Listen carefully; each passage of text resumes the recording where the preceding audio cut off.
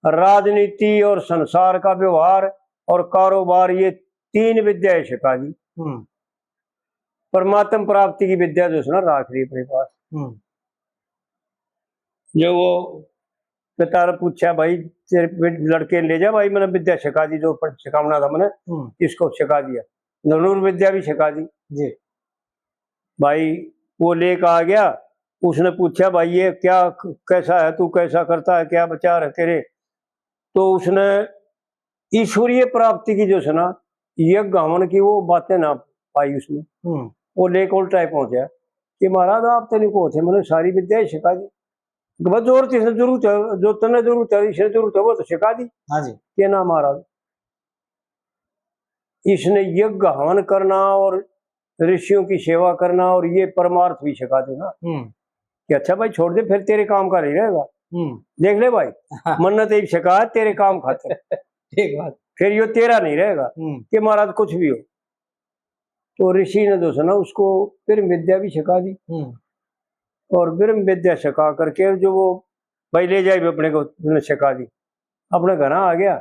और घर आया तो एक राजा का एक 2-4 गांवों पर जो है तनाजा हो रहा है और दोनों ओर तो फौज फड़ तैयार हो रही और लड़ाई शुरू होने हो रही। वो लड़का बोला, पिताजी क्या बात है? कि भाई ऐसे ऐसे है और ये गांव तो हमारे अंडर में और वो फलाना राजा जबरदस्ती करता है हमारे साथ और इनको लेना चाहता है, भाई लड़ाई कराएंगे उसके साथ। कि पिताजी लड़ाई मत करो, लड़ाई अच्छी नहीं, मैं देखता हूँ, मैं कुछ देखता हूँ। और पिताजी एक बात बताऊं, मैं फिर आड़ा नहीं रहूंगा अगर आप लड़ाई करोगे। और वो बाबा जी बढ़कर नरचाल पड़े और बाबा जी बढ़कर उस राजा का यहाँ चला गया और राजा का यहाँ जा करके उसने क्या किया कि कई लोगों को जो है कल्याण किया, कई लोगों को अच्छी बातें बताई और राजा भी जो है उसका जिक्र सुनकर न और उसके पास आया और राजा ने भी प्रणाम किया और पा लिए और बोले, महाराज आप ज्ञान करो, मेरे साथ चलो और मेरे नगर में रहो।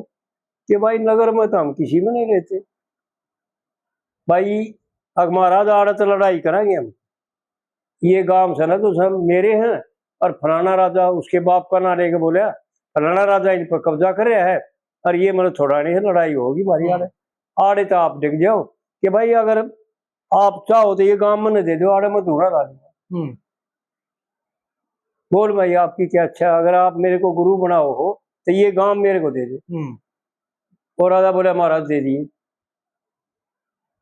और उसका सेवक बन गया और वो लड़ाई जो सुना अपनी फौज अपनी फौज फड़ना उल्टी ले जाते और वो अपनी फौज फड़ना उल्टी ले गया और वो जो सुना अपने पिता से आन के बोला, पिताजी आप भी अपनी फौज ने उल्टी हटा लो, लड़ाई की जरूरत है कोई। जब उसके पिता की आंख खुली उसने देखा, भाई क्या किया तूने? कि महाराज करना क्या था, लड़ाई तो मूर्खों का काम है। पंडित जी ने राजा नल में ये गा रखा है, पंडित जी की बातें बड़ी निराली, लड़े नहीं चाहे त्यार भी होता जी, फिर हटे नहीं चाहे हार भी होता जी, और इस भव सागर से पार भी होता है, भाई चाहिए से प्रीत गलेरी। राजा नल मन मतना महाराज दया करे थे मेरी। तो कहने का मतलब हमारे शास्त्रकारों ने वो बातें वो उदाहरण सामने ले रखे हैं जिनको जान करके और पढ़ करके हम कल्याण को प्राप्त हो सकते जी। तो आड़ पंडित जी ने इस बात में यह बात बता रखी, धर्म विषय में सत्य जाने मन न्यू ईश्वर तेरा से और मिले मुझे संतान बिना यो सुना घर डेरा से और संतान बिना गृहस्थी का निश्चिन फीका चेहरा से और बहुत से पुत्र हो यज्ञ हवन से यो कारण मेरा जी। और ब्राह्मण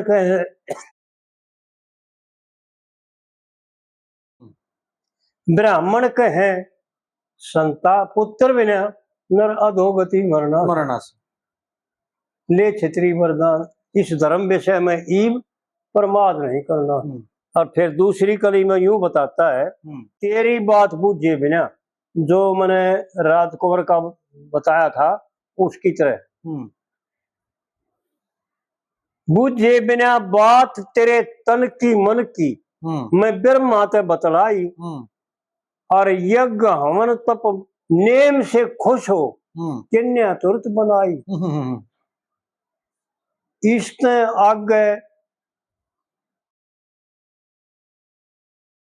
इसने आगे सवाल ईब और भूल करे मत भाई, होना है जो इसने हो जा, देखिए इसमें तेरी भलाई। इस ब्रह्मा ने वरदान दिया, मैंने लोकों की तो धरना है। तो तीसरी कली में पंडित जी यूं बताते हैं कि इस यज्ञ हवन तप के द्वारा क्या मिलता है। वो देवी अंतर ध्यान हुई और राजा अपने घर आ गए, आनंद से राज सफल प्रजा पालन करने लगे। कुछ दिन पाछे गर्भ रहा, कुछ दिन पाछे पटरानी का गर्भ रहा और मन भागे। शुक्ल पक्ष का चांद गगन में दिन दिन दूना छा गया। फिर गर्भ का समय पूरा होया, इसमें झूठा के डरना से और धर्म विषय में ईब प्रमाद नहीं करना जी। और फिर चौथी कड़ी में यूं बताया कि कैसी संतान हुई, सावित्री क्या थी।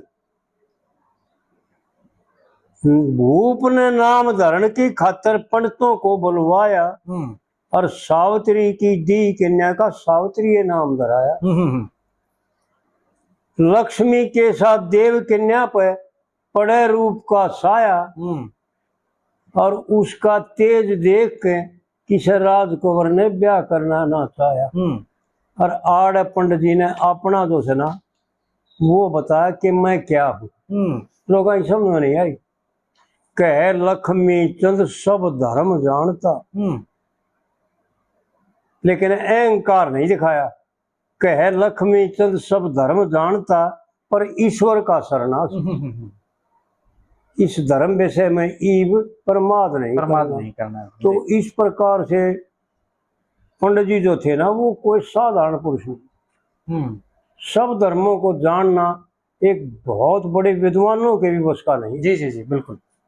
क्योंकि नाना जीव और नाना धर्म और परिस्थिति के अनुसार भी धर्म, भाई यार क्या परिस्थिति है, कैसा बरतना चाहिए, कैसे बोलना चाहिए, क्या कहना चाहिए, ये धर्म है। और मुख्य तो एक का धर्म होता है कि अपना कल्याण करना और दूसरों का कल्याण करना। एक वो प्रसंग आवा है जी रामायण में, जब भरत और शत्रुघ्न अपने ननिहाल से वापस आए और उनने सारा पता चल लिया कि ऐसे ऐसे हो गया, तो वो बोले मैं राम जी को वापस लेकर आऊंगा और कैकेयी का त्याग कर दिया। तो उड़े तो मैं भी चलूंगा, मैं भी चलूंगा, मैं भी चलूंगा। वो सारी प्रजा जुड़ गई। हाँ, सारी प्रजा इकट्ठी होगी। प्रजा जुड़ गई तो प्रजा की रक्षा के लिए सेना भी चाहिए। तो सेना ने लेकर चले। बिल्कुल बिल्कुल। और वह सेना जब निषाद राज के इलाके में लकड़ी उन दूर सीधा लग गया बेराग भाई भरत तो सेना जोड़ के आ लिए, वो तो राम जी पर आक्रमण करने जान लग रहे, हिसाब लाया। तो निषाद राज ने जो है सामना कराया, उनका तैयारी करी, अपनी तैयारी करी। हाँ, मैं रामायण में लिखा है और कि निषाद राज अपने आदमियों ने बोलिया कि भाई तुम सारे बुला लियो, सारे इकट्ठे कर। हाँ जी। तुम तीर और कमान ले करके और छुप छुप करके बैठ जाओ। हाँ जी हाँ जी। यो राम ने जो है मारन और भाई हम जो यो हमने मार देगा ना जब जान देंगे। हाँ, इसे पिस्ता के पहले नहीं तो भाई इसको रोकांगे। हाँ। और मैं इसके पास जाता हूँ, जब मैं इशारा करूँ ना तो तुम बाणों से इसको छेड़ दियो। हाँ।